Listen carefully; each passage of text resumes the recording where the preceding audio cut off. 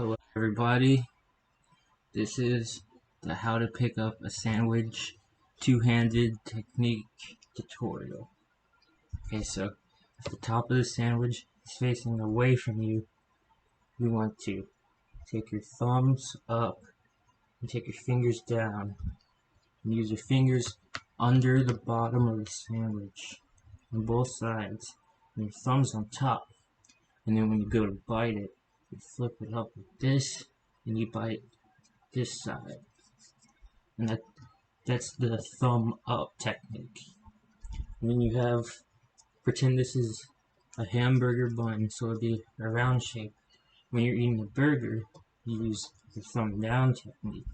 So you take your thumbs and you slide it under the burger, and your fingers on top, and you bite this side. You just bring it up like this. So, thumb up technique. Flip it and you bite this side. Thumb down technique. You lift and you bite the side closest to you. Come back for part 3 where I show you how to eat a sub sandwich.